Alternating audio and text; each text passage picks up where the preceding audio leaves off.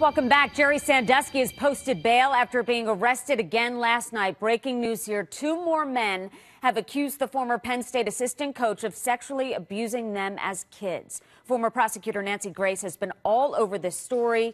Nancy, great to see you. New accusations so horrific. One alleged victim says he was screaming for help in Sandusky's basement. No one came to help.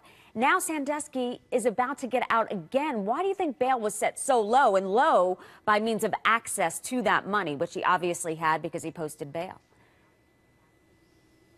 I'm extremely distraught about the low bail for Sandusky. Now the alleged victims are up to about a dozen. And as you pointed out, the facts that they have told to a grand jury are horrific. One, as you described, screaming out there in Sandusky's own home in the basement as the child allegedly was being sodomized. The other acts were in a swimming pool. They're in the open, extremely brazen, which suggests to me that this was by far not the first time that these acts had ever occurred. When you get that brazen, you're molesting a child in the swimming pool. Yeah. Back to the bond that you asked about. It's $200,000 in real estate holdings and a $50,000 certified check provided by Sandusky's wife, Dorothy, to get him out. You're seeing shots of him in handcuffs heading in, but there are other shots of him coming out of the Center County CI, the jail, the Correctional Institute.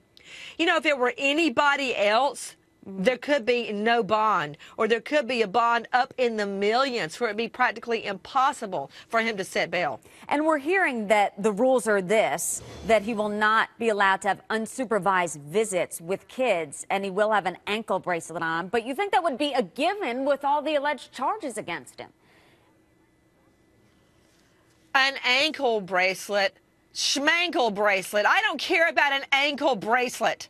Right now, all eyes are on him. He's not going to be around children anyway. He needs to be in jail. And for all of you Paterno fans, headline, I'm a Paterno fan too, but I'm a bigger fan of justice. All right? This is not about Paterno anymore. This is about Sandusky and nearly a dozen little boys at one time claiming that they were sodomized or molested, and this guy is walking free.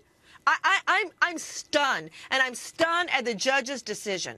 Yeah, the details of the accusations, what they say they went through, you feel Disgusting. So sorry for all of them. And when you think about the fear that they must feel knowing he is walking the streets and they could run into him. It's a small community, Nancy. You know, and the other thing, a lot of molestation and rape victims don't speak out because they think nobody will believe them. How many years did these boys, and this is not uncommon at all, in fact, this is typical, didn't tell anybody, didn't speak out because they thought nobody would believe that Sandusky had ever done anything like this. So now they finally speak out, and what happens? It's a revolving door. Thanks, Judge. And it is very possible that they would run into Sandusky at the restaurant, in a parking lot, at the mall. It's entirely possible.